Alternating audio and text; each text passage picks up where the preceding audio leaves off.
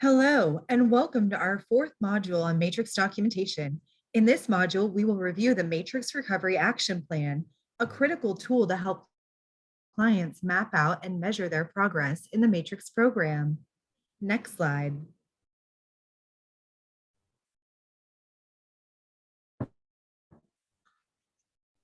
This slide summarizes some of the reasons why documentation is so important. Good documentation benefits the client and you. It supports the work you are doing with the client and helps keep them focused on their goals. It tells the client's story and helps them build to their success. Next slide. The Matrix Recovery Action Plan begins with a review of the Brief Addiction Monitor, or BAM. If a BAM has been done in the last 30 days, the OTP counselor will review the results with the client. If it has been more than 30 days since the BAM has been done, the OTP counselor will administer a new BAM and review those results with the client.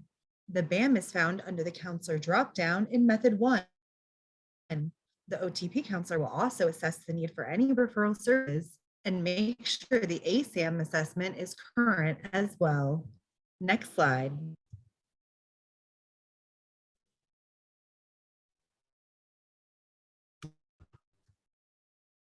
Matrix counselor will have the client complete the Adverse Childhood Experiences Survey, or ACEs. ACEs score will be noted in a DAP note for matrix orientation in method 1. It is also noted on the recovery action plan. If the total positive responses to the survey are 4 or more, a Devereaux Adult Resiliency Survey, DARS, will be administered. The client's responses in strengths, goals, and strategies section of the DARS should be incorporated into the Matrix Recovery Action Plan. The counselor providing the Matrix services will also note the client's stage of change. This can be done by having the client complete the first R1 activity for the stages of change for substance use disorders.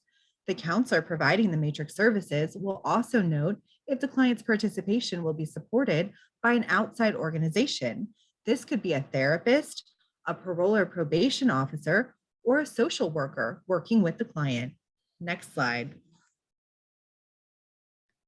The client completes the recovery action plan. It is structured to elicit specific responses to specific questions. The counselor providing matrix services will put the date, the client's ID number, and their ACEs score at the top of the plan. Everything else should be completed by the client with support from the counselor. This is purposeful as it creates space for the client to begin to own their recovery. Using their knowledge of cognitive behavioral therapy and their motivational interviewing skills, the counselor providing matrix services answers questions and provides encouragement to the client as they work through completion of their recovery action plan. The recovery action plan stays in the client's matrix notebook and folder as it's reviewed and is revised every 30 days while the client is in relapse prevention component of the program. The counselor providing matrix services will note each time a recovery action plan is written, reviewed, or revised in a matrix DAP note. Next slide. This slide shows you a template of the recovery action plan. It is one page, printed on both sides. The recovery action plan is focused on helping the client build towards success, take care of their well-being, develop gratitude, and know who they can contact if they need help. It is located on SharePoint in the Matrix folder. Next slide. While in Matrix, clients will receive weekly urine drug screens. These are important therapeutic tools. Sometimes they are used to carve out the dissonance between what the client reports and what we see in the urine drug screen report. At other times, they are used to confirm a client's self-report of no substance use. Every month, the matrix counselor will review the client's urine drug screens over the last 30 days. All drug screen results should be reflected in the client's chart. The counselor providing matrix services will also review the client's attendance in matrix groups and individual sessions. Any attendance issues should be addressed with the client, including any identified barriers to attendance. Attendance in the matrix program is critical to success.